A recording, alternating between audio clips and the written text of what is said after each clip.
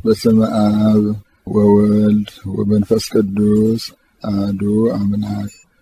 ይህን የሚሰሙ ጆሮዎቻችሁ የተመሰገኑ ናቸው። ድምፀ ተዋሕዶ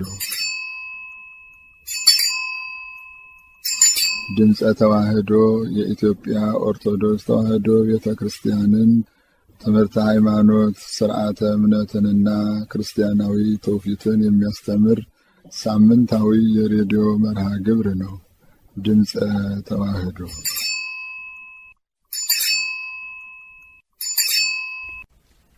እንደምን አመሻችሁ አድማጮቻችን፣ የእግዚአብሔር ቤተሰቦች። ይህ በማህበረ ቅዱሳን የሬዲዮና ቴሌቪዥን ዝግጅት ክፍል እየተዘጋጀ የሚቀርብላችሁ ድምፀ ተዋሕዶ የተሰኘው ሳምንታዊ የሬዲዮ መርሃ ግብራችን ነው።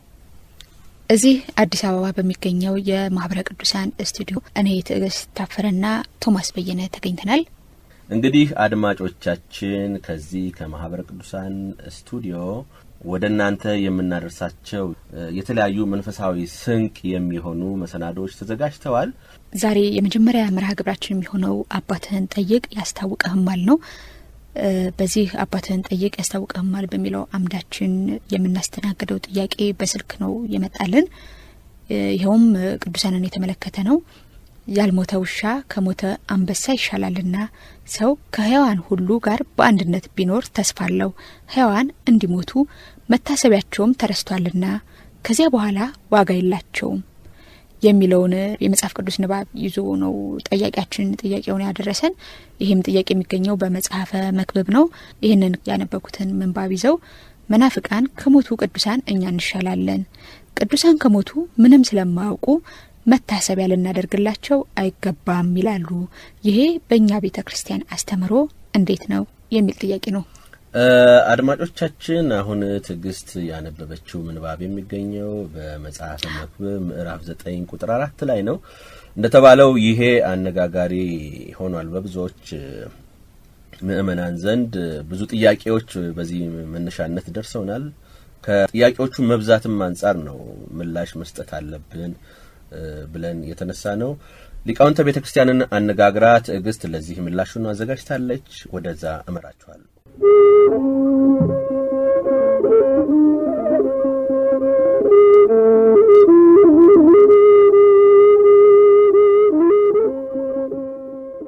አባትህን ጠይቅ ያስታውቅህማል። ኦሪት ዘዳግም ምዕራፍ 32 ከቁጥር 7።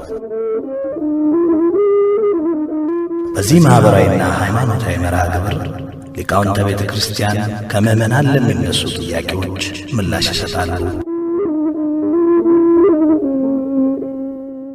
እንግዲህ የተጠየቀው ጥያቄ መጽሐፈ መክብብ ምዕራፍ 9 ከቁጥር 4 እስከ 6 ያለውን ኃይለ ቃል ተንተርሶ ነው። በመጀመሪያ ምንባቡን አነባለሁኝ። ያልሞተ ውሻ ከሞተ አንበሳ ይሻላልና ሰው ከሕያዋን ሁሉ ጋር በአንድነት ቢኖር ተስፋ አለው።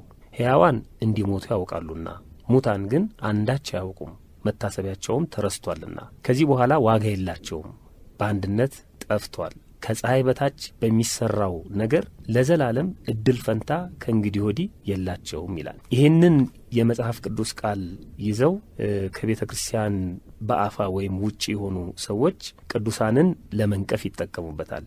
ምንድነው የሚሉት? ቅዱሳን ከሞቱ በኋላ ምንም የሚያውቁት ነገር የለም፣ ከሞተ አንድ ቅዱስ ወይም ጻድቅ በሕይወት ያለ አንድ ኃጥእ ይሻላል ብለው የውሻና የአንበሳን ትርጓሜ ያስቀምጣሉ። የቤተ ክርስቲያናችን ትምህርት መጽሐፉም ስንመለከተው ይሄንን አላለም። ከዛ በፊት ወደ ማብራሪያው ከመሄዴ በፊት ወይም ወደ ምላሹ ከመሄዴ በፊት በመቅድሙ ላይ የምንነጋገራቸው ነገሮች አሉ። ለምሳሌ መፈታት ያለባቸው ኃይለ ቃሎች አሉ። ሁላችንም እንደምናውቀው ቅድስት ቤተ ክርስቲያናችን መጽሐፍ ቅዱስን የምታስተምረው በሶስት ወገን ነው። በንባብ ታስተምራለች፣ በትርጓሜ ታስተምራለች፣ በምስጢር ታስተምራለች። ንባቡ አለ፣ ንባቡ ደግሞ የሚያመጣው ትርጓሜ አለ፣ ትርጓሜው ደግሞ የሚያመጣው ወይም የሚስበው ምስጢር አለ። ሶስቱንም ነገሮች በአንድነት ካልያዝን በስተቀር መጽሐፍ ቅዱስን መረዳት እንኳን ማስተማር ቀርቶ ለማንበብም እጅግ በጣም ይከብዳል። መጽሐፉም ስናነበው ይህንን ነው የሚጋብዘን። ከዚህ አንጻር እዚህ ላይ የተጻፉት መብራራት የሚገባቸውን ቃላቶች በመጀመሪያ ደረጃ አስቀምጣለሁ። ውሻ፣ አንበሳ፣ ሕያዋን፣ ሙታን፣ ከፀሐይ በታች የሚሉ ቃላቶች አሉ። በመጀመሪያ የምናየው ውሻ የሚለውን ነው። ውሻ በመጽሐፍ ቅዱስ ከ21 ጊዜ በላይ ተጠቅሷል። በመጽሐፍ ቅዱስ ውሻ በውሻነቱ ብቻ አይደለም የተጠቀሰው። በትንሹ 5 ነገሮችን ያጠይቃል፣ ወይም የ5 ነገሮች ሲምቦል ነው ውሻ የሚለው ማለት ነው። አንደኛ የኃጢአተኛ ሰው ምሳሌ ነው። ሁለተኛ የመናፍቃንና የካህዲያን ምሳሌ ነው። ሶስተኛ ቀድሞ በንስሐ ወደ ተዋት ኃጢአቱ የሚመለስን ሰው ይመስላል። አራተኛ የመናቅ፣ የማሳነስ፣ የማጥላላት ምሳሌ ተደርጎም ይወሰዳል። ውሻ አምስተኛ ከእውነተኛው መስመር ወይም ከትክክለኛው ሰልፍ ያፈነገጡ የወጡ ከቅድስት ቤተ ክርስቲያን በጥርጥር በክህደት የተወገዙ የመናፍቃን የተሐድሶውያንም ምሳሌ ነው። ይህንን በዝርዝር በመጽሐፍ ቅዱስ እያስደገፍኩ ለማስቀመጥ አንደኛ የኃጢአተኛ ሰው ምሳሌ ነው ስንል በዮሐንስ ራእይ ምዕራፍ 22 ከቁጥር 12 እስከ 15 የተጠቀሰ ቃል አለ። እነሆ በቶሎ እመጣለሁ፣ ለእያንዳንዱ እንደ ሥራው መጠን እከፍል ዘንድ ዋጋዬ ከኔ ጋር አለ። አልፋና ኦሜጋ፣ ፊተኛውና ኋለኛው፣ መጀመሪያውና መጨረሻው እኔ ነኝ። ወደ ሕይወት ዛፍ ለመድረስ ስልጣን እንዲኖራቸው በደጆቿም ወደ ከተማይቱ እንዲገቡ ልብሳቸውን የሚያጥቡ ብፁዓን ናቸው ይልና ውሻዎችና አስማተኞች፣ ሴሰኞችም፣ ነፍሰ ገዳዮችም፣ ጣዖታትን የሚያመልኩ ውሸተኞችም፣ ውሸትንም የሚወዱ ምንድነው የሚለው? ውሻዎችና አስማተኞች፣ ሴሰኞችም፣ ነፍሰ ገዳዮችም፣ ጣዖትንም የሚያመልኩት ውሸትንም የሚወዱና የሚያደርጉ ሁሉ በውጭ አሉ ይላል። እንግዲህ የውሸትን፣ ሴሰኝነትን፣ ጣዖት ማምለክን እነዚህን ሁሉ የሚፈጽሙትን ውሻዎች ይላቸዋል። ወይም የኃጢአተኞች ምሳሌ ነው ያልነው ለዚህ ነው ማለት ነው። አባትህን ጠይቅ ያስታውቅህማል። ኦሪት ዘዳግም ምዕራፍ 32 ከቁጥር 7። ሁለተኛ ውሻ የመናፍቃንና የካህዲያን ምሳሌ ነው ላልነው ክብር ምስጋና ይግባውና ጌታችንና መድኃኒታችን ኢየሱስ ክርስቶስ ሲናገር በማቴዎስ ወንጌል ምዕራፍ 7 ቁጥር 6 ላይ በእግራቸው እንዳይረግጡት ተመልሰውም እንዳይነክሷችሁ የተቀደሰውን ለውሾች አትስጡ፣ ዕንቁዎቻችሁንም በእሪያዎች ፊት አትጣሉ ይላል።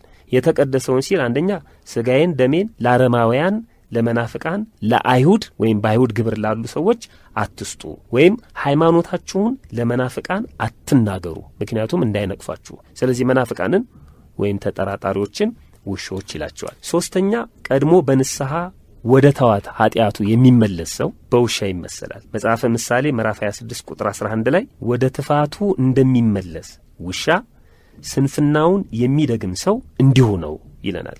በሁለተኛ ጴጥሮስ ምዕራፍ 2 ቁጥር 20 እስከ 22ም ይህንኑ ቃል የሚመስል ነገር እናገኛለን። አራተኛ የመናቅ፣ የማሳነስ፣ የማጥላላት ምሳሌ ነው ላልነው የቅዱስ ዳዊትና የጎልያድ ታሪክ ለዚህ ማስረጃ ይሆነናል። ቅዱስ ዳዊት የብረት ልብስ የለበሰውን፣ የብረት ሰይፍ የታጠቀውን፣ በጦር መሳሪያ የታጀበውን ታላቁን ጎልያድን ለመግጠም በሄደ ጊዜ በእጁ ላይ ብትርና ወንጭፍ ነበር የያዘው። ይህንኑ በአንደኛ ሳሙኤል ምዕራፍ 17 ቁጥር 43 ላይ ተጽፎ እንደምናነበው ፊሊስጤማዊው ይላል ጎልያድ ማለት ነው። ፊሊስጤማዊውም ዳዊትን በትር ይዘ የምትመጣብኝ እኔ ውሻ ነኝን አለው ይላል። ስለዚህ ውሻ የመናቅ፣ የማሳነስ፣ የማጥላላት ምሳሌ ተደርጎም ይወሰዳል። አምስተኛ ከእውነተኛው መስመር ወይም ከትክክለኛው ሰልፍ ያፈነገጡ የተቀነሱ ከቅድስት ቤተ ክርስቲያን በክህደት በጥርጥር የተወገዙ የመናፍቃንም ምሳሌ ነው። ይህንን በጌዲዮን ታሪክ ላይ ተጽፎ እናነበዋለን በመጽሐፍ ቅዱስ። በመጽሐፈ መሳፍንት ምዕራፍ 7 ቁጥር 5 ላይ ጌዲዮን 32,000 ሰው ይዞ ለመዝመት በተዘጋጀ ጊዜ እግዚአብሔር ሰራዊቱ በስቷል ቀንስ አለው። ምክንያቱም ከድል በኋላ በሰራዊቴ ብዛት ነው ለዚህ ድል የበቃሁት ብሎ እንዳይኮራራ ስለፈለገ እግዚአብሔር በትንሽ ነገር ማሸነፍ የሚችል አምላክ መሆኑን ለማጠየቅ በእግዚአብሔር እርዳታ ያንን ድል ያገኘው መሆኑን ለማስረዳት ሰራዊቱ በስቷልና ቀንስ አለው። እንዴት ልቀንስ ሲል አዋጅ አወጀ አለው። የፈራ የደነገጠ ይመለስ ሲል አወጀ። የፈራ የደነገጠ ይመለስ ባለ ጊዜ 22,000 ሰው ተመለሰ። ከ32,000 ማለት ነው። 10,000 ቀረ። አሁንም ገና ነው ቀንስ አለው። እንዴት እንደሚቀንስ ሲነግረው ሕዝቡን ወደ ውሃ አውርድ አለው። ሕዝቡንም ወደ ውሃ አወረደ ይላል። ወደ ውሃ ወደሚጠጡበት ማለት ነው። እግዚአብሔርም ጌዲዮንን ውሻ እንደሚጠጣ ውሃ በመላሱ የሚጠጣውን ሁሉ እርሱን ለብቻው አድርግ፣ እንዲሁም ሊጠጣ በጉልበቱ የሚንበረከከውን ሁሉ ለብቻው አድርጋለሁ። ልክ እንደ ውሻ በምላሳቸው ወደ ውሃው ተዘቅዝቀው የሚጠጡት ሰዎች ወደ ኋላቸው እንዲመለሱ አደረገ። 300 ሰዎች ብቻ ተገኙ፣ 700 ሰዎቹ ግን ተመለሱ። ስለዚህ በመጽሐፍ ቅዱስ ውሻ ከትክክለኛው ሰልፍ ያፈነገጠ የወጣን ተጠራጣሪ ሰው ከቅድስት ቤተክርስቲያን የተወገዘ የተለየንም ሰው ይመስላል ማለት ነው። ሌላው መብራራት የሚገባበት ቃል አንበሳ ነው። አንበሳ የጥንካሬ፣ የማሸነፍ፣ የጀግንነት፣ የኃያልነት መገለጫ ነው። በኢትዮጵያውያንም ባህል እገሌ አንበሳ ነው ይባላል። አንበሳ ገዳይ ነውም ይባላል። ሶምሶም በመጽሐፍ ቅዱስ እንቆቅልሹን በተጠየቀ ጊዜ የተናገረውና እንቆቅልሹንም ሲፈቱለት ፊልስጤማውያኑ የተናገሩት በትክክል ይህንን የሚያስገልጥ ነው። ሳምሶን ምንድን ያላቸው? ከበላተኛው ውስጥ መብል ወጣ፣ ከብርቱ ውስጥ ጥፍጥ ወጣ ብሎ ነበር የጠየቃቸው። እነሱም መልሱን ካገኙት በኋላ ሲመልሱለት ምንድን ያሉት? ከአንበሳ የሚበረታ ማን ነው? ከማር የሚጣፍጥ ምንድን ነው ነበር ያሉት። መጽሐፈ መሳፍንት ምዕራፍ 14 ከቁጥር 14 እስከ 18 ተጽፎ ምናነበው። ስለዚህ አንበሳ በኃያልነቱ ዲያብሎስንም እንደሚመስለው በመጽሐፍ ቅዱስ ተጽፏል። በአንደኛ ጴጥሮስ ምዕራፍ 5 ቁጥር 8 ላይ በመጠን ኑሩ፣ ንቁ፣ ባላጋራችሁ ዲያብሎስ የሚውጠውን ፈልጎ እንደሚያገሳ አንበሳ ይዞራልና ይላል። ስለዚህ አንበሳ የማሸነፍ የጥንካሬ ምልክት ነው። እንደገና ደግሞ ዲያብሎስን በአንበሳ ተመስሎ እናነባለን። ሶስተኛ ሕያዋን የሚለው በመጽሐፍ ቅዱስ ሕያዋን የሚላቸው በሁለት የተከፈሉ 4 አካላት ናቸው። አንደኛ ሰው፣ እንስሳትና እጽዋት የሚንቀሳቀሱ ፍጥረታት ሁሉ ሕያዋን ይባላሉ። በዘፍጥረት ምዕራፍ 1 ቁጥር 24 ላይ ተጽፎ እንደምናነበው እግዚአብሔርም አለ ምድር ሕያዋን ፍጥረታትን እንደ ወገኑ እንስሳትንና ተንቀሳቃሾችንም የምድር አራዊትንም ሁሉ እንደ ወገኑ ታውጣ ይላል። ሁለተኛ ሕያዋን ሲል ሰውና እንስሳትን ብቻ ነው። በዘፍጥረት ምዕራፍ 7 ቁጥር 15 ላይ ሥጋ ያላቸው ሕያዋን ሁሉ 2 እየሆኑ ወደ ኖኅ መርከብ ውስጥ ገቡ ይለናል። ሶስተኛ ሕያዋን የሚለው ሰውን ብቻውን ሕያው ይለዋል። በዘፍጥረት ምዕራፍ 3 ቁጥር 20 ላይ አዳምም ለሚስቱ ሔዋን ብሎ ስም አወጣላት፣ የሕያዋን ሁሉ እናት ሆነች ይላል። የሕያዋን ሁሉ እናት ሲል የሰው ሁሉ እናት ለማለት ነው። ስለዚህ ሕያዋን የሚላቸው እነዚህን 3ቱን ነው። በመጽሐፍ ቅዱስ ሕያዋን የሚለው ተጠቅሶ ስናይ እነዚህን ማገናዘብ አለብን። ለቅዱሳንም የሚጠቀሰው እንዳለ ሆኖ ማለት ነው። 4ኛው ሙታን የሚለው ቃል ነው። ሙታን በ2 ይከፈላሉ። የነፍስ ከሥጋ መለየት አንደኛው ሞት ነው። የነፍስ ከእግዚአብሔር መለየት ደግሞ 2ኛ ሞት ነው፣ የቁም ሞት የምንለው። በኢሳይያስ ምዕራፍ 26 ቁጥር 19 ላይ ስናነብ ሙታን ሕያዋን ይሆናሉ፣ ሬሳዎችም ይነሳሉ ይላል። ይሄ የነፍስ ከሥጋ መለየትን የሚያጠይቅ ነው። በመዝሙር 115 ቁጥር 17 ላይ አቤቱ ሙታን የሚያመሰግኑ አይደሉም፣ ወደ ሲኦል የሚወርዱ ሁሉ ይላል። ይሄ ደግሞ ለኃጥአን የተቀመጠ ነው። በማቴዎስ ወንጌል ምዕራፍ 8 ቁጥር 22 ላይ ደግሞ ከደቀ መዛሙርቱም ሌላው ጌታ ሆይ አስቀድሜ እንዲሄድ አባቴን እንድቀብር ፍቀድልኝ አለው። አባቴን ቀብሬ ልምጣ ብሎ ክርስቶስን ሲያስፈቅደው እናነባለን። ክብር ምስጋና ይግባውና ጌታችንና መድኃኒታችን ኢየሱስ ክርስቶስ ደግሞ ምን አለው? ተከተለኝ፣ ሙታናቸውን እንዲቀብሩ ሙታንን ተዋቸው አለው። የሞተውን አባቱን የሚቀብሩት እነዛ ሰዎች ሙታን ተብለዋል። ሙታነ ሕሊና ስለሆኑ ነው። በሕሊናቸው የሞቱ ስለሆኑ፣ ዓለማዊ ስለሆኑ፣ የጽድቅ ሥራ ስለሌለባቸው እነዚህን በሕሊናቸው የሞቱትን ሙታን ይላቸዋል። ሌላው ጠቢቡ ሰሎሞን የጠቀሰው ከፀሐይ በታች ያለው ነው። ከፀሐይ በታች ማለት በመሬት ሕግ ማለት ነው። መሬት ላይ ባለ አስተዳደር ወይም በሰው ሰውኛው። እንግዲህ እነዚህን ከላይ የተነተናቸውን ይዘን መጽሐፉን ወይም ጥቅሱን ስናነብ ነገሮች በሙሉ ግልጽ ነው የሚሆኑት። ስለዚህ ያልሞተ ውሻ ሲል ምን ማለቱ ነው? ታናሽ፣ የማይገባ ኃጢአተኛ፣ ወደ ትፋቱ የተመለሰ የካደ የተጠራጠረ ሰው ማለት ነው ያልሞተ ውሻ። አባትህን ጠይቅ ያስታውቅህማል። ኦሪት ዘዳግም ምዕራፍ 32 ከቁጥር 7። ከሞተ አንበሳ ማለት ጠንካራ፣ ኃያል፣ ሀብታም፣ ባለስልጣን፣ ጀግና ይሻላል ነው እንጂ ከቅዱሱ ይሻላል የሚል ነገር የለውም። ምክንያቱም ያ ኃጢአተኛ ነው፣ በደለኛ ነው፣ ደካማ ነው፣ ግን አልሞተም። ስለዚህ እድል አለው፣ እስከሚሞት ድረስ ንስሐ ሊገባ ይችላል። ያኛው ደግሞ ጠንካራ ነው፣ ኃያል ነው፣ ንጉሥ ነው፣ አስተዳዳሪ ነው፣ ባለሀብት ነው፣ በምድራዊ ሕይወቱ የበለጸገ ነው፣ እንደ አንበሳ ጠንካራ ነው፣ ግን ሞቷል። የሚለወጥ ነገር የለም ማለት ነው። ሕያዋን የሚለውንም ሲፈታ ምንድን ያለው? ሕያዋን ወይም ሕያዋነ ሕሊና ያልናቸው ማለት ነው። የሕሊና ሕያዋን የሆኑ እንዲሞቱ ያውቃሉ። ልክ ነው። ሞት እንዳለ ያውቃሉ፣ ይጠነቀቃሉ፣ ንስሐ ይገባሉ። ሙታን ግን ማለት ሙታነ ሕሊና በአካለ ሥጋ አልሞቱም፣ በሕሊናቸው የሞቱ ዓለማውያኑ ግን እነዚህ አንዳቸው አያውቁም። ምክንያቱም አያውቁም ማለት አውቀው ንስሐ አይገቡም ማለት ነው። መታሰቢያቸውም ተረስቷል አለ። በምድር ላይ ብቻ ነው የሚቀረው። ዘላለማዊ ሕይወት የላቸውም። ከዚህ በኋላ ዋጋ የላቸውም። በአንድነት ጠፍቷል። ከፀሐይ በታች በሚሰራው ነገር ለዘላለም እድል ፈንታው ከእንግዲህ ወዲህ የላቸውም። ምንድን ነው የሚሉት ኢትዮጵያውያኑ? ከሞተ ንጉሥ ያለ ገበሬ ይሻላል ይላል። በዚህ ምድር ከውሻ አንበሳ ይበረታል፣ ሁላችንም እንደምናውቀው ማለት ነው። በሰውም ዘንድ ስንመለከት ከድሃ ሀብታም ይበረታል። ስለዚህ ያልሞተ ውሻ ማለት ያልሞተ ድሃ ማለት ነው። ከሞተ አንበሳ ማለት ከሞተ ሀብታም ለማለት ነው። ሀብታም በገንዘቡ ብርቱ ነው፣ የማያደርገው ነገር የለም በሰውኛው ስንመለከት። ከሞተ ግን ዋጋ የለውም። ከሞተ ብርቱ ያልሞተ ደካማ ይሻላል ለማለት ነው። በነገራችን ላይ የቅዱሳንን የምልጃ ስርዓት ስንመለከት ከሞት በኋላ ያለውን ሕይወት ማለት ነው ከሌሎቹ ከእምነታችን ውጪ ከሆኑ ሰዎች ጋር የምንለያየው በነፍስ አስተምህሮ ነው።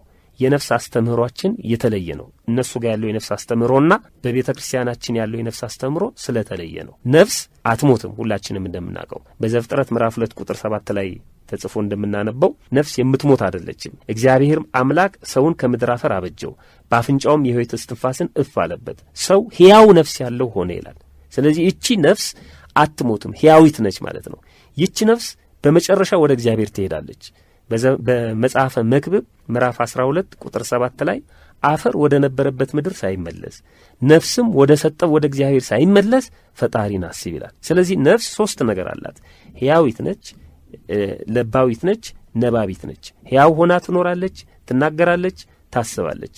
ለዚህ ነው ቅዱሳን ከሞቱ በኋላ ያለውን ሕይወት ቤተ ክርስቲያናችን የምትመሰክረው ከነፍስ ጋር በተገናኘ ነው ማለት ነው። ነፍስ እንዲህ አይነት ባህሪ ስላላት ነው። እንኳን የቅዱሳን የኃጥአን ነፍስ እንኳን አትሞትም። በተቃራኒው በስቃይ ብትኖርም ግን ሕያዊት ሆና ነው የምትኖረው። አባትህን ጠይቅ ያስታውቅህማል። ኦሪት ዘዳግም ምዕራፍ 32 ከቁጥር 7። በዚህ ዓለም 3 አይነት ሕይወት እንዳለ ሊቃውንቱ ይናገራሉ። ይሄ በሳይንሱም በመንፈሳዊም ብንመለከት ማለት ነው። አንደኛ የመላእክት ሕይወት ነው። ሁለተኛ የሰው ሕይወት ነው። ሶስተኛ የእንስሳት ሕይወት ነው።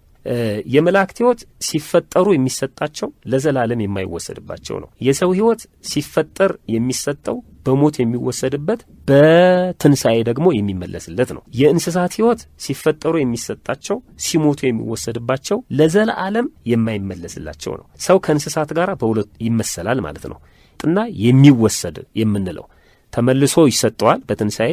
ከእንስሳት የሚለየው በዚህ ነው። የሚመሳሰለው ግን ሕይወት ይሰጠዋል፣ በሞት ደግሞ ይወሰድበታል። ለዚህ ነው በመጽሐፈ መክብብ ላይ ይህንን ተመሳሳይነት ሲናገር መክብብ በምዕራፍ 3 ቁጥር 18 ላይ ስናነብ የሰው ልጆችና የእንስሳት እድል ፈንታ አንድ ነው አለ። በቃ ሲያስቀምጠው ድርሻቸውም ትክክል ነው። አንዱ እንደሚሞት ሌላው እንዲሁ ይሞታል። ሁሉም የሁሉም እስትንፋስ አንድ ነው። ድርሻቸውም ትክክል ነው። አንዱ እንደሚሞት እንዲሁ ሌላው ይሞታል። ሁሉም ከንቱ ነው።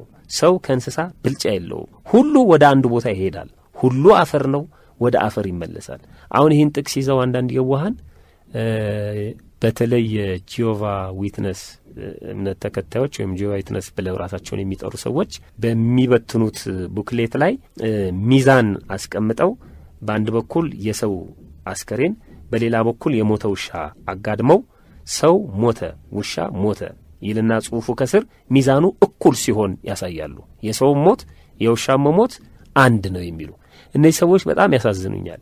ምክንያቱም የሰውና የውሻ መሞት ወይም የሰውና የእንስሳ መሞት ሰው ከሞተ በኋላ እንስሳም ከሞተ በኋላ አንድ ከሆነ እግዚአብሔርን ተቀበል እያሉ መስበክ ምንም ዋጋ የለውም ማለት ነው። ይሄ ማለት ግን አይደለም። ሰለሞን ብሎታል ይሄን ሰው ከእንስሳ ብልጫ የለውም፣ ሁሉ ወደ አፈር ቦታ ይሄዳል፣ ሁሉም አፈር ነው። ሁሉ ወደ አንድ ቦታ ይሄዳል፣ ሁሉም አፈር ነው። ሁሉ ወደ አፈር ይመለሳል አለ። ልክ ነው።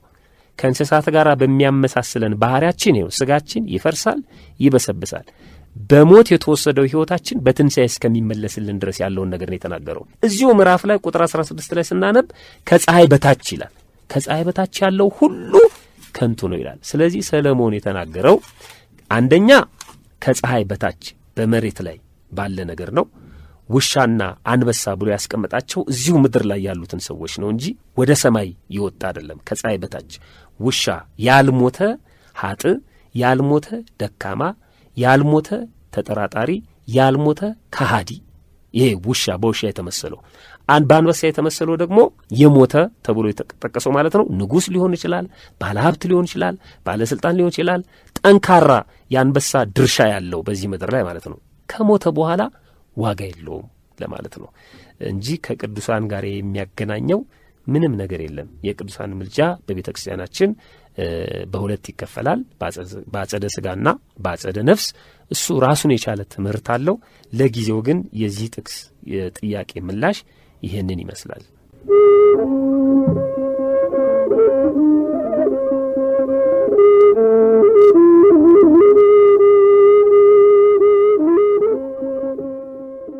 አባትህን ጠይቅ ያስታውቅህማል። ኦሪት ዘዳግም ምዕራፍ 32 ከቁጥር 7። በዚህ ማኅበራዊና ሃይማኖታዊ መርሃ ግብር ሊቃውንተ ቤተ ክርስቲያን ከምዕመናን ለሚነሱ ጥያቄዎች ምላሽ ይሰጣሉ። አድማጮቻችን ከአባትህን ጠይቅ ያስታውቅህማል ትምህርት እንዳገኛችሁ ተስፋ እናደርጋለን። ስለ ቅዱሳን አማላጅነት በተደጋጋሚ በመርሃ ግብራችን መልስ ለመስጠት ተሞክሯል። ምናልባት እንዳስፈላጊነቱ በሌላ ጊዜ አንድ መርሃ ግብር ልናዘጋጅ እንችላለን። በተረፈ ያልሞተ ውሻ ከሞተ አንበሳ ይሻላልና ሰው ከሕያዋን ሁሉ ጋር በአንድነት ቢኖር ተስፋ አለው። ሕያዋን እንዲሞቱ መታሰቢያቸውም ተረስቷልና ከዚያ በኋላ ዋጋ የላቸውም የሚለውን መጽሐፈ መክብብ ምዕራፍ 9 ከቁጥር 4 የሚገኘውን ምንባብ ዲያቆን ምትኩ አበራ ስላብራሩልን በእግዚአብሔር ስም እጅግ አድርገን እናመሰግናለን። በነገርሽ ላይ ትዕግስት የነገረ ቅዱሳን ጉዳይ ትልቅ መነጋገሪያ ነው። ለእኛ ቤተክርስቲያን በትልቁ የሃይማኖታችን መሰረት ከሚሆኑት ጉዳዮች መካከል አንዱ ነውና በዚህ ዙሪያ የተለያዩ ጥያቄዎች እንደሚነሱ ይታወቃል። እንዲሁ ሊቃውንተ ቤተክርስቲያንን እየጋበዝን ወደ እናንተ የምናደርስ ይሆናል። ነገር ግን አድማጮቻችን አሁንም በእናንተ ሕሊና ውስጥ የሚመላለሱ ወይንም በዙሪያችሁ የሚመላለሱ ጥያቄዎች ካሉ ወደኛ ወደ ዝግጅት ክፍላችን ብታመጡ እንዲሁ ሊቃውንተ ቤተክርስቲያንን ጋብዘን ምላሽ የምታገኙበትን መንገድ እናመቻቻለን።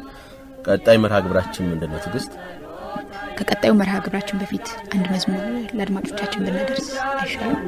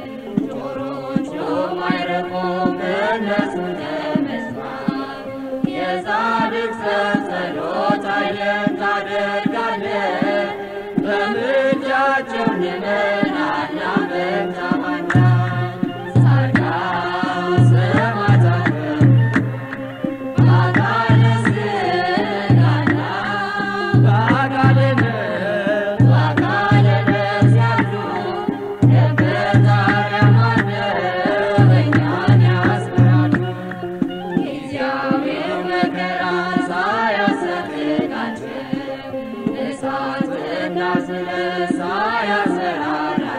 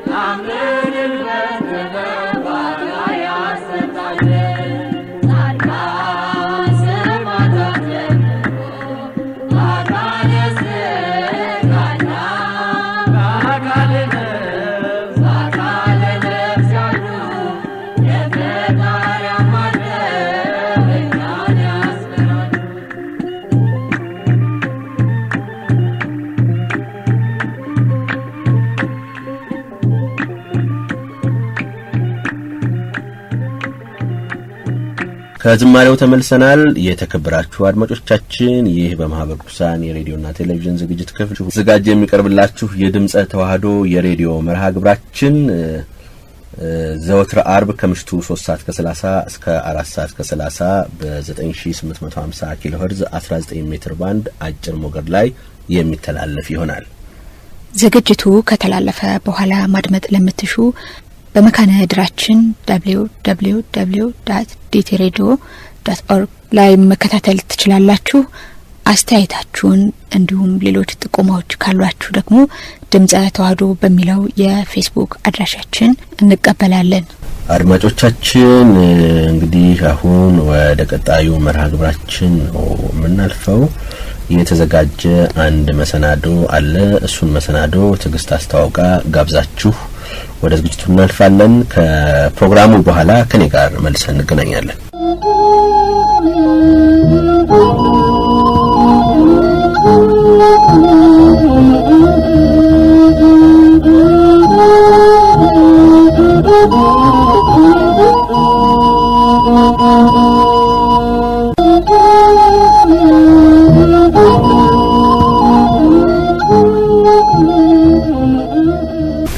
በዚህ በማስተዋወቃችሁ መርሃ ግብራችን ባለፈው ሳምንት የጀመርነው አንድ መርሃ ግብር ነበር። ይሄው ምንድነው መላከ ብርሃን ይትባረክ ታጠቅን ማስተዋወቅ ነው። መላከ ብርሃን ይትባረክ ታጠቅ ባለፈው ሳምንት በህይወታቸውና በአገልግሎታቸው ዙሪያ የጀመሩልን ጨዋታ አለ። ዛሬም ቀጣዩን ክፍል ነው የምናቀርበው።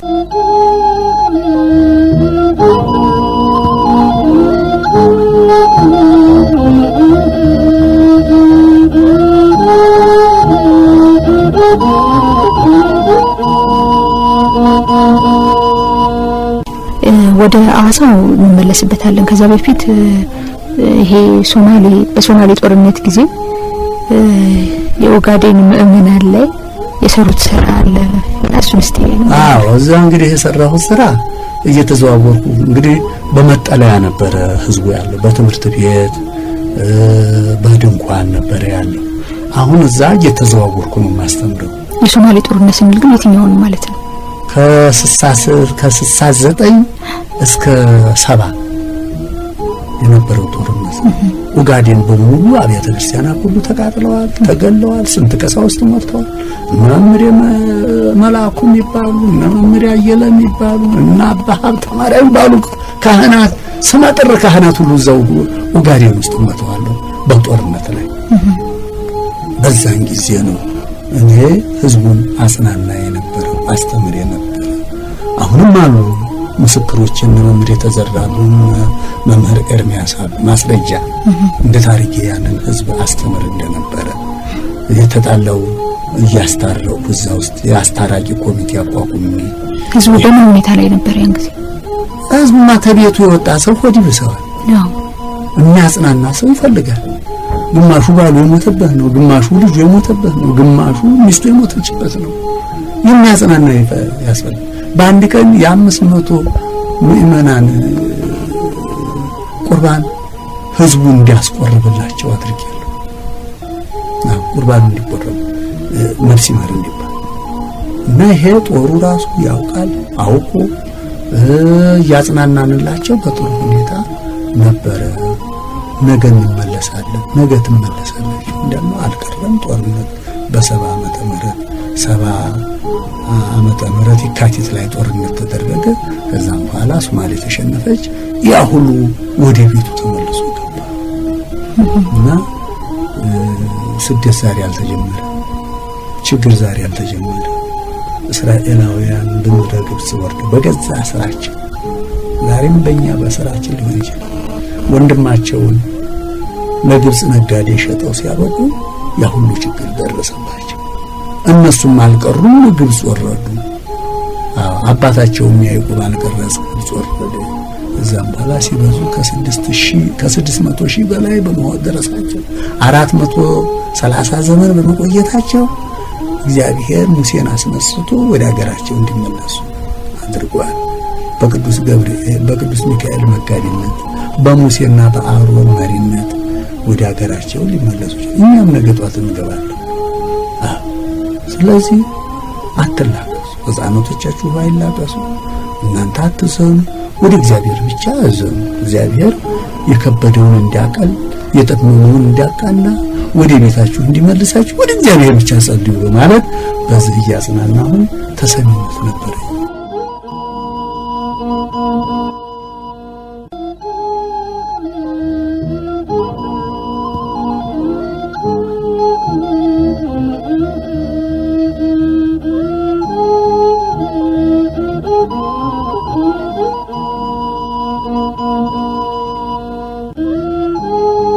ሌላው ምንድነው ደግሞ የቁልቢ ገብርኤል ቤተክርስቲያን የኤሌመንተሪ ትምህርት ቤት ነበር ከ1 እስከ 8 እና መጽሐፍ ቅዱስ ትምህርት ያን ጊዜ ይሰጥ ነበር በትምህርት ቤቱ እና የተቋረጠበት ሁኔታ ነበር። ያን ጊዜ ሰሩት ስራ ላይ ይባላል።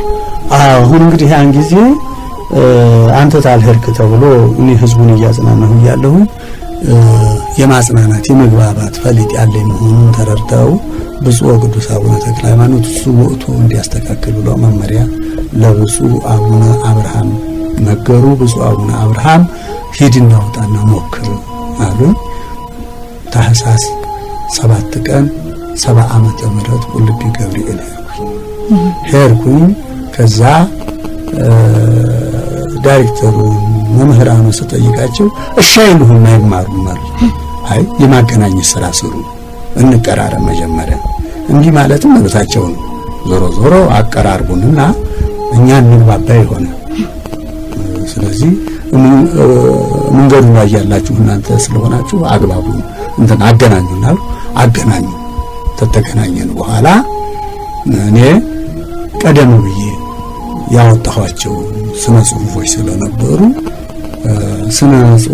ስነ ምግባር ያስተምራል መጽሐፍ ቅዱስ፣ ስነ ጥበብ ያስተምራል መጽሐፍ ቅዱስ፣ ስነ ፍጥረት ያስተምራል መጽሐፍ ቅዱስ፣ ስለ ልማት ያስተምራል መጽሐፍ ቅዱስ። እግዚአብሔርም በልማት ነው የጀመረው። ዓለምን ሲፈጥር በልማት ነው የጀመረው። ልማትን ካስቀደመ በኋላ ነው ሰውን የፈጠረው። በራሳቸው በኮሚኒስቱ አስተሳሰብ ነው የገቡ አልኩና ባላቸው አስተሳሰብ እንዴት አድርጎ መጠቃት ዕውቀትን ለማዳበር ነው የመጣችሁት። ዕውቀታችሁ ልታሰፉ ነው የመጣችሁት። ስለዚህ እዚህ ቤት ውስጥ ደግሞ አልፋና ኦሜጋ ምንጊዜም ቢሆን መጽሐፍ ቅዱስ ነው። የድርሰቶች ሁሉ ባለቤት መጽሐፍ ቅዱስ ነው። የገሩ የስንክሳሩ የተአምሩ ሁሉ ባለቤት መጽሐፍ ቅዱስ ነው። ስለዚህ ዕውቀታችሁን ያሰፋላችኋል እንጂ አያጠብባችሁም። ይሄ የቆማችሁበት ደግሞ ምድር በምእመናን ገንዘብ የተሰራ በስለት ገንዘብ የታነጸ ነው። ይሄ ሁሉ አሁንም አስተማሪዎችን የሚበሉት እሱ ነው ደሞዛቸው።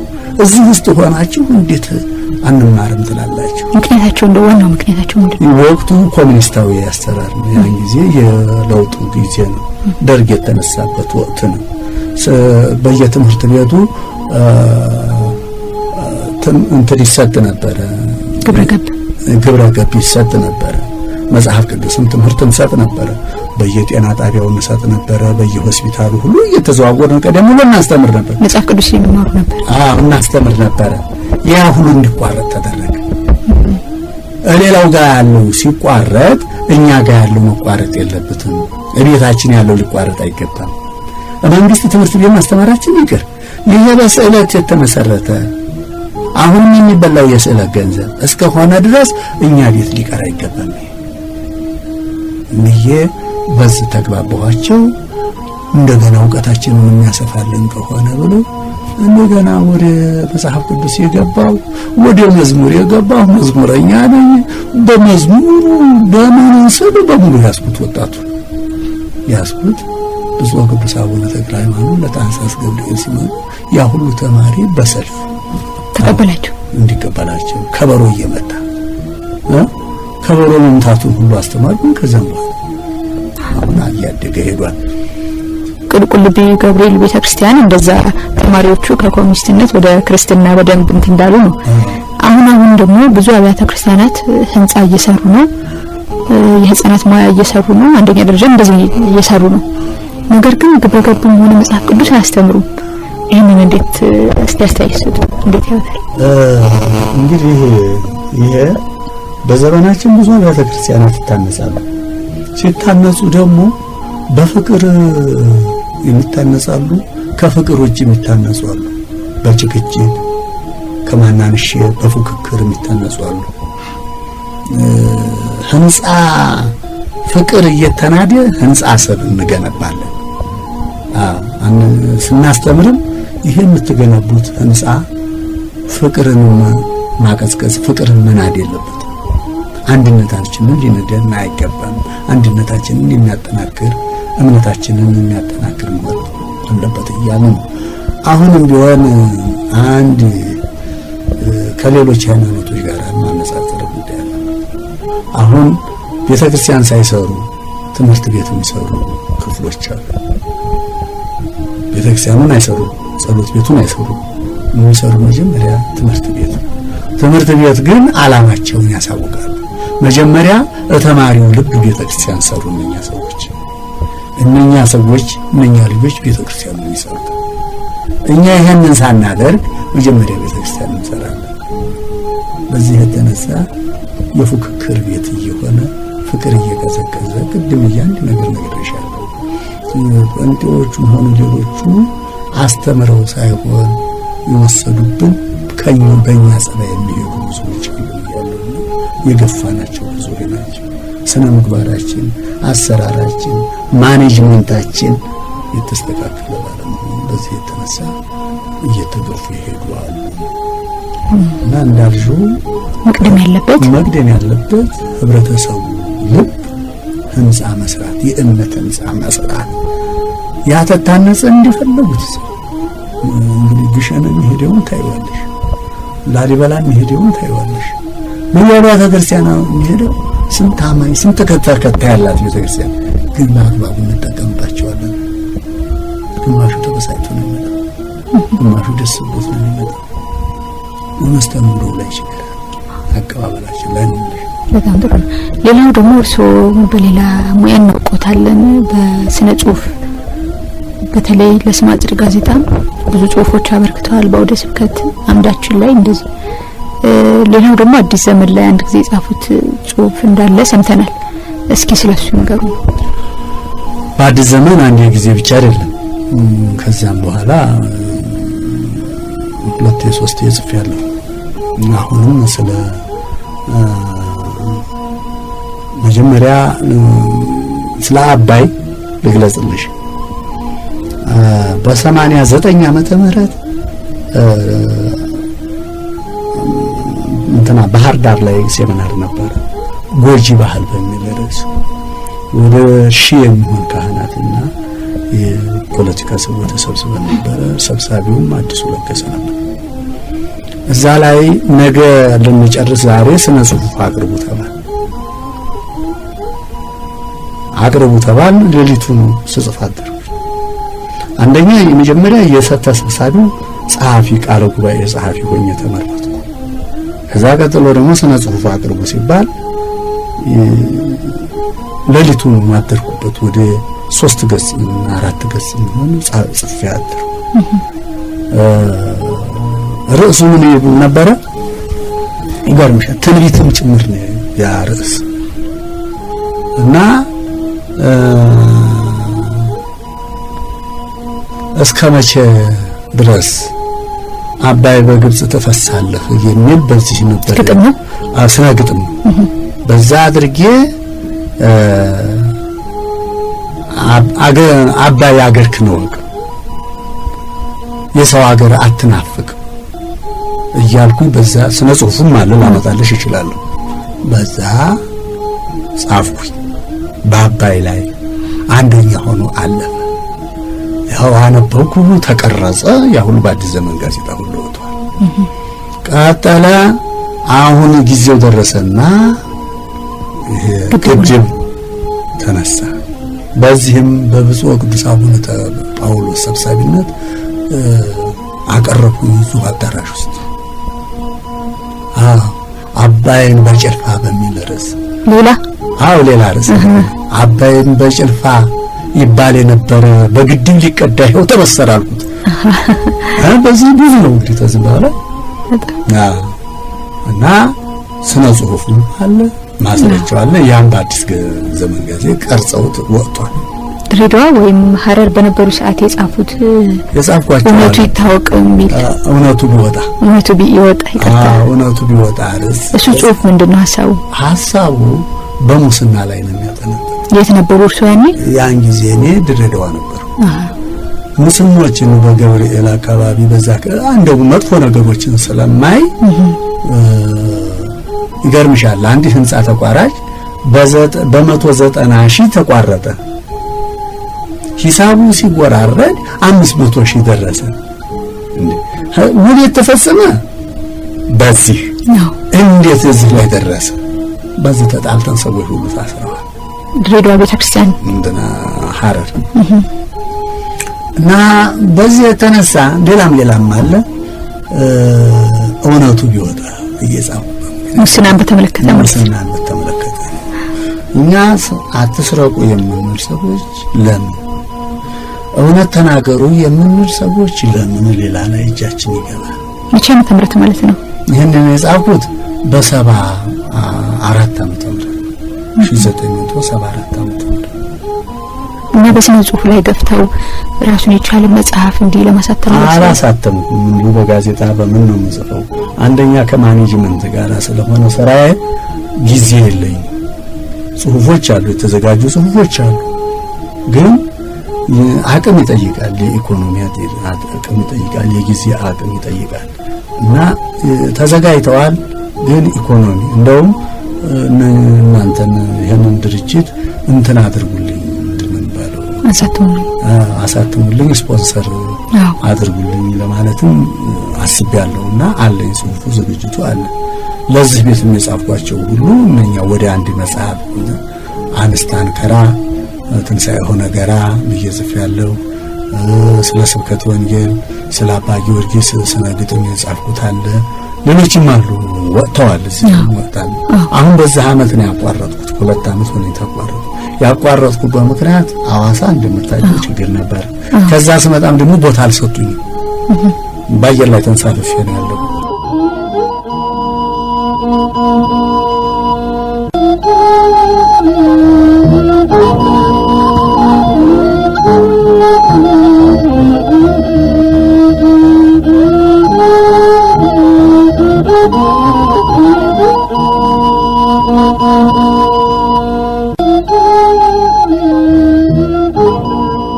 እንግዲህ አድማጮቻችን ከመላከ ብርሃን ይትባረክ ታጠቅ ጋር ያደረግነው ቆይታ ይሄንን ይመስላል ከቆይታችን የተለያዩ መንፈሳዊ ጉዳዮችን እናገኛችሁ ተሞክራቸው በእናንተ ህይወት ውስጥ ዋጋ እንደሚኖረው በማመን ነውና ያቀረብነው በእውነት ለአባታችን ያገልግሎት ዘመናቸውን እግዚአብሔር ይባርክላቸው እንግዲህ አሁን ወደ መጨረሻው መሰናዶ እየቀረብን ነው የመጨረሻው መሰናዶ የሚሆነው ኪነ ጥበብ ነው በዛሬው የኪነ ጥበብ መርሃ ግብራችን ራእይ በሚል ርዕስ ትዕግስት ታፈረ የጻፈችውን ደምላሽ ለማርያም እንዲህ ያቀርብላችኋል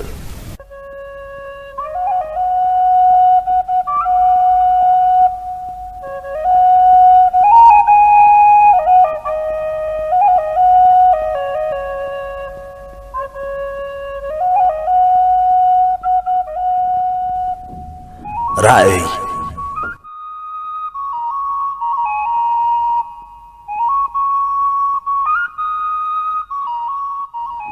መስቀል ወፍ አልፎ አልፎ ብቅ የምትለው ሙሉ ጨረቃ ዛሬ ለሌሊቱ ግርማ ሞገስን አጎናጽፈዋለች። ከጨረቃዋ ሙሉነት በስተቀር ምንም አዲስ ነገር የለም። በኃይለኛው የሚነፍሰው ነፋስ ዛሬም ውስጥ አካልን ጠልቆ ያንሰፈስፋል። በቆሻሻ የጠቆረው የቡልቡላ ወንዝም ሲወርድ ጸጥ ባለው ሌሊት የሚያሰማው ድምፅ እንደ ያሬድ ጣዕም ያለው ዜማ ይንቆረቆራል። ከየአካባቢው እየመጣ የሚደፋው የቆሻሻ ሽታም አጠገቡ በላስቲክና በጭራሮ ጎጇቸውን የቀለሱትን ሰዎች አይጣላቸውም። ጎጇ ውስጥ ጥግ ላይ አንዲት ቀጭን ሻማ ትበራለች። በኃይሉ ተረከዙ ላይ በተቀደደው ጫማው አልፎ የወጋው የጠርሙስ ስባሪ የተወለትን አሻራ በሻማዋ እያቃጠለ በቁራጭ ጨርቅ ይተኩሳል። ወንድሜ ከዚህ በኋላ ካልተቀቀልክ እኔ እናንተ አንነካካም እሺ አለው አጠገቡ የተቀመጠው አዲሱ የባልንጀራውን ደም እያስተዋለ። ኧረ እባክህ እንዲህማ አትለኝም እሺ። ይልቁንስ ዕድሜ ለአባታችን በል እንጂ እግርም ባትሰበስብ ኖሮ ሌሊቱን ሙሉ ከሴቶች ጋር ሌባና ፖሊስ ስትጫወት ነበር የምታድረው። አንተ የተመቸ እሱማ እኮ የሚታሰበው ሆድ ሞላ ሲል ነው እሺ። ይሄ ጾም ከገባ ጀምሮ የረባ ነገር አልበላው። የአዲስ አበባ ሰው ሁሉም ጿሚ ሆነ እንዴ? ባጾምም አብዛኞቹ ስጋ ቤቶች በመዘጋታቸው ስጋ አይገኙም። አልፎ አልፎ ክፍት የሆኑት ስጋ ቤቶች ቢገዛ እንኳን ከራሱ አያልፍ። እውነትህን እኮ ነው። የመሶባችን አጥንትና ቅንጥብጣቢ ስጋ እየነጠበች አለ በኃይሉ ትክስ ብሎ መሶብ የሚሉትን የቆሻሻ ገንዳ በዓይነ ሕሊናው እየሳለ። በዚህ መካከል ከውጭ በኩል የሆነ ዳና ተሰማ። ሁለቱም ማን እንደሆነ አላጡትም። ዘሚካኤል ከሚሠራበት ሰፈር ለየት ያለ ነገር ካገኘ በቆሻሻ በነተበች ኪሱ ለጓደኞቹ ያመጣላቸዋል። አንዳንዴ በለስ ቀንቶት ደና ሳንቲም ሲያገኝ ደግሞ የአውቶቡስ ከፍሎ መርካቶ ይወስዳቸውና የመረጡትን የምግብ አይነት ይጋብዛቸዋል። ቢፈልጉ የሸራተኑን አለያም የኤልተኑን ብቻ እንደ ፍላጎታቸው አስደስቶ ይመልሳቸዋል። ለመጀመሪያ ጊዜ ይህን ሲመለከት በጣም ተገርሞ እንደነበር መቼም አይረሳውም። ለእጅ ማስወጫ ብቻ ቀዳዳ አለ። የስሙኒ ከተባለ የስሙኒ፣ የ50 ከተባለ የ50 ጉርሻ በቀዳዳው ብቅ ይላል። ወዲያው ደግሞ አንዱ ቆምጦ የተዋትን ቃሪያ ሌላኛው ጨርሷት ይሄዳል። አንዳንዴ አጉራሹ ለሚያውቃቸው ሰዎች ሲያዳላ በዝችም ሙስና ገባብን በማለት ዘሚካኤል ፈገግ ይላል። ግን ቦታው በጣም ተወዳጅ ነው። አንዳንዴማ ወረፋ ቶሎ አይደርስም። በኃይሉና አዲሱም ዘሚካኤል ከሚያሳያቸው ፍቅርና ክብር አንጻር አባታችን እያሉ ይጠሩታል። አሁንም ብዙ ጊዜ ሲርበው የሚበላው ሲያጣ ትንቢተ ዕንባቆም ላይ የተጻፈውን ቃል በራሱ ዜማ እየዘመረ ወደ ታች ጎጇቸው ይንደረደራል። ምንም እንኳን በለስም ባታፈራ በወይን ሐረግ ፍሬ ባይገኝ፣ ምንም እንኳን በለስም ባታፈራ በወይንም ሐረግ ፍሬ ባይገኝ። አያስተኛቸውም። በፍጹም ልባቸው እግዚአብሔርን እንዲያመልኩ ይህችን ብርቅርቅ ዓለም ሳይሆን የዘላለም ርስታቸው መንግሥተ ሰማያትን እንዲናፍቁ በተቻለ ሁሉ ይተጋል። መጀመሪያ አካባቢ ብቻውን ከሚኖርባት ጎጆ እንዲያስገባቸው በጣም ያስቸግሩት ነበር። ሲገሥጻቸውና ሲመክራቸው ያኮርፋሉ። ዝም ሲላቸው ስላስጠጋን ኮርቶ ነው ይሉት ነበር። ቀስ በቀስ ግን በቁጣና በኃይል ሳይሆን ልባቸውን በፍቅር ገዛው። በጣም ይንከባከባቸዋል። አብዝቶም እንደሚወዳቸው ስለሚያውቁ ሳያስቡት ክፉን ነገር ትተው ምርኮኛ ሆኑለት። ታዲያውን እርሱ የተናገራት ቶሎ ትፈጸማለች። ይወዱታል፣ ያከብሩታልም። በትምህርታቸው መጨረሻ መምህሩ ስለ ጾም ሲያስተምር የጠቀሰውን የቅዱስ ጳውሎስ መልእክት አንብቦ የዕለቱን ትምህርት አሳረገ። በእምነት የደከመውን ተቀበሉት፣ በሐሳቡም አትፍረዱ። ሁሉን ይበላ ዘንድ እንደ ተፈቀደለት የሚያምን አለ። ደካማው ግን አትክልት ይበላል። የሚበላ የማይበላውን አይናቀው፣ የማይበላውም የሚበላው ላይ አይፍረድ። እግዚአብሔር ተቀብሎታልና አንተ በሌላው የምትፈርድ ማን ነህ? እርሱ ቢቆም ወይንም ቢወድቅ ለገዛ ጌታው ነው። ነገር ግን እግዚአብሔር ሊያነሳው ይችላልና ይቆማል። ሮሜ ምዕራፍ 14 ከቁጥር 1 እስከ 9።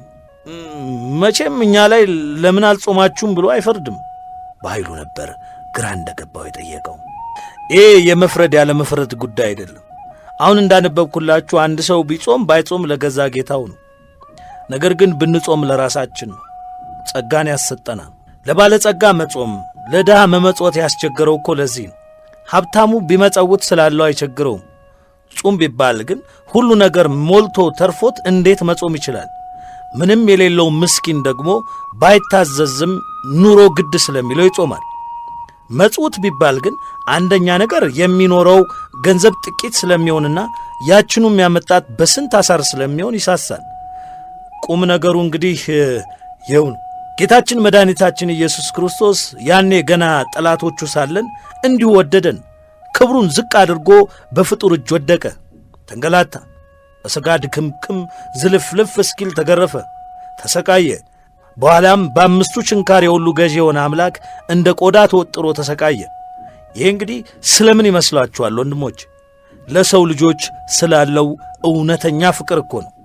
ሁላችንም ከእግዚአብሔር ዘንድ ብድር አለብን። ያንን ውለታውን የምንመልሰው ደግሞ እርስ በርሳችን ስንፋቀር ነው። ምድራዊው ነገርማ ቀድሞም የለንም፣ ሰማያዊው እንጂ። ስለዚህ እያጣን እንኳን ብንጾም ስለ ኃጢአታችን የምንከፍለው ትንሽ ነገር ደስታን ይሰጠናል አለና ላፍታ ሁለቱንም አስተዋላቸው። ኮትሮ በተለየ ንቃት እየተከታተሉት እንደሆነ ተመልክቶ ደስ አለውና ንግግሩን ቀጠለ። በእርግጠኛ ጎዳና ተዳዳሪዎች ወይም ዝቅተኛ ኑሮ ነዋሪዎች በፍቅር አንታማም። ስንተኛ በኃይል መተቃቀፍ እናውቅበታለን። ይሄ መልካም። ነገር ግን ስንቶቻችንን አንዲት ምስኪን የጎዳና ሴት የተራባ አንጀቷን እያስታመመች እጥፍጥፍ ብላ በተኛችበት ስናገኛት እራፊዋን ገልጠን ከማስነወር በቀር እህቴ በርዷታል በማለት የእኛን ጨርቅ አልበሰናት የምንሄደው?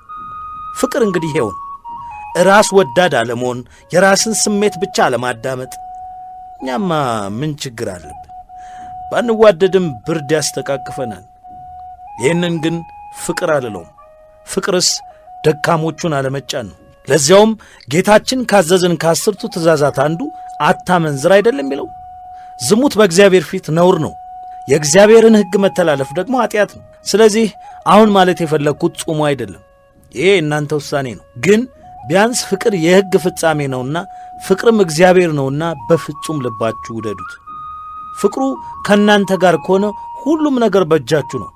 ባትበሉም አይደንቃችሁም አለና ትንቢተ ዕንባቆም ላይ የተጻፈውን አነበበላቸው። ጌታችን በምድር ላይ ስላደረገልን ጥቃቅን ነገር ብቻ አይደለም ሊወደድ የሚገባው። ወንድሞቼ ቢቻላችሁስ ዕለት ዕለት የመስቀሉን መከራ አስቡ። ያኔ የዋለልን ውለታ ይገለጽላችኋል።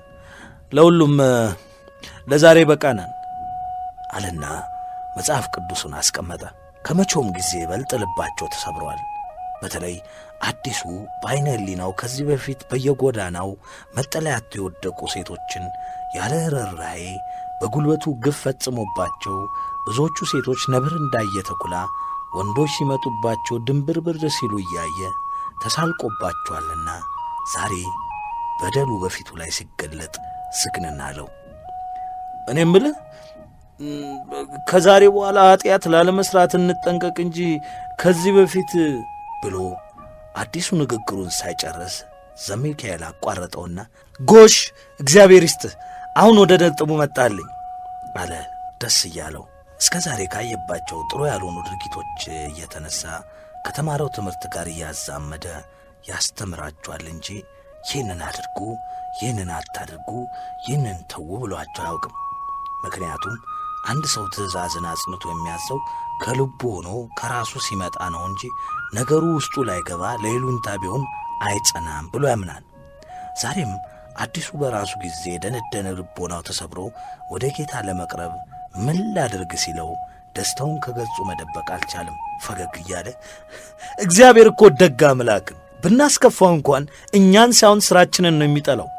ክፉ ሥራችንን የምናርቅበት ደግሞ ንስሐን አዘጋጅቶልናል። አዲሱና በኃይሉ ያልገባቸውን እየጠየቁ ሲያስረዳቸው ቆየና ሁለቱም ቀጠሮ ሳያበዙ ንስሐ ለመግባት እንደሚፈልጉ ሲገልጹለት ከደስታው ብዛት ሁለቱንም እያቀፈ ሳማቸው።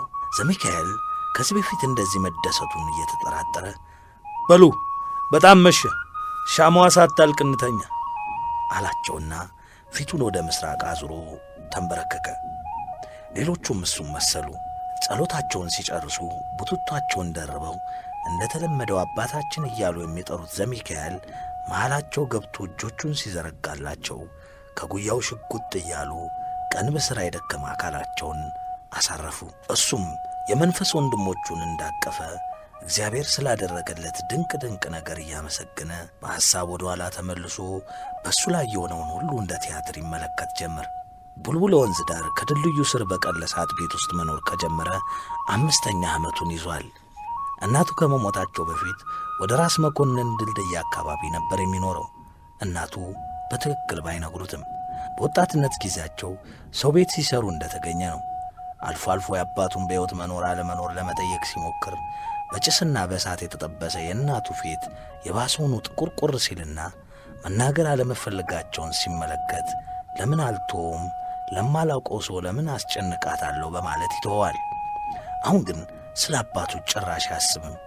ጌታ እግዚአብሔር የሰላለም አባቴ ነው ይላል ስለ አባቱ ሲጠይቁት። ወላጅ እናቱ ግን በሕይወት እያሉ ለአንድ ደቂቃ እንኳን ለራሳቸው ኖሮ አያውቁም ቢባል ማጋነን አይሆንም። አንድ ልጃቸውን ሰው ለማድረግ በየሰው ቤት እየሰሩ ያስተምሩት ነበር። በዚህ ጊዜ ዘሚካኤል የ12ኛ ክፍል መልቀቂያ ፈተና ወስዶ ውጤቱን በመጠባበቅ ላይ ነበር። ወላጅ እናቱ ጠፈር አልጋቸው ላይ ተጣብቀው ሲያጣጥሩ ጠጋ ብሎ እየተርበተበተ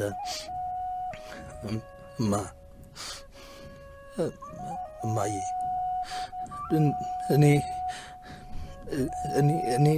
እኔን ትተሽ ሲቃ ድምፁን እየቆራረጠው ፊቱን በረሃብና በችጋር በደረቀው ደረታቸው ላይ ቀብሮ ተንሰቀሰቀ።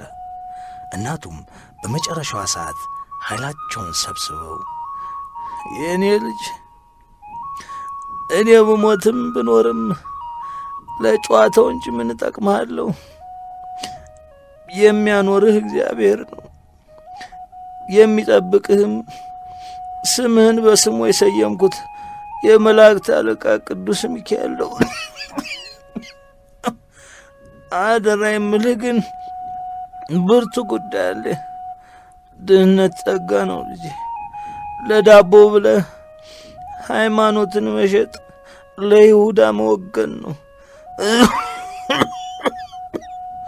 እኔ እንደዚያ ሲለምኑኝ ሃይማኖቴን ብሸጥ ኖሮ በእርግጥ አሁን ባለጸጋ በሆንኩ ነበር። ግን ሞት ላይቀር እንዲህ በድንገት ሊመጣ 1000 ዓመት ለማልኖርበት ምድር የዘላለም ርስቴን አጥቼ ነበር። ልጄ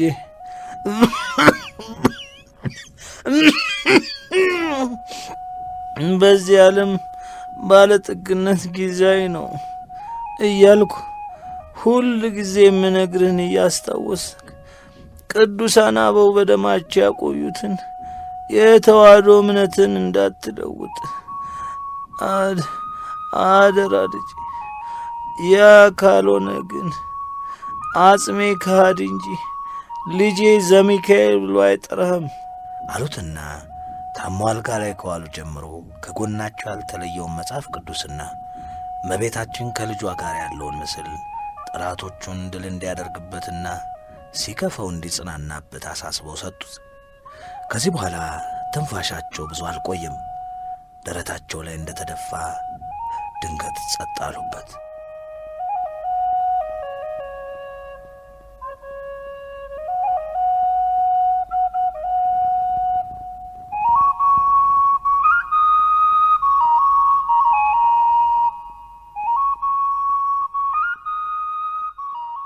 የተወደዳችሁ አድማጮቻችን እስካሁን ያደመጣችሁት በማህበረ ቅዱሳን የሬዲዮና ቴሌቪዥን ክፍል የተዘጋጀ የሚቀርብላችሁን ድምጸ ተዋህዶ የተሰኘ የሬዲዮ መርሃ ግብራችንን ነበር። ራእይ የተሰኘው መንፈሳዊ ልብ ወለድ በዚሁ አላበቃም። ሳምንት የመጨረሻ ክፍል ይዘን እንቀርባለን። እዚህ ስቱዲዮ እኔ ቶማስ በየነና ትዕግስት አፈረ አብረናችሁ እስካሁን ቆየን። በዝግጅቱ ሲያግዙኝ የነበሩ ወንድሞቻችን ዲያቆን ቴድሮስ ኃይሉ፣ ደመላሽ ኃይለ ማርያምን ከልብ እናመሰግናለን። እንዲሁም እህቶቻችንን የምስራች በላቸውንና ሜሮን አሸናፊን አሁንም በእናንተ ስም በእናንተ በአድማጮቻችን ስም እናመሰግናለን። የዘወትር አገልጋዮቻችን የዘወትር ተሳታፊና ተባባሪዎቻችን ስለሆኑ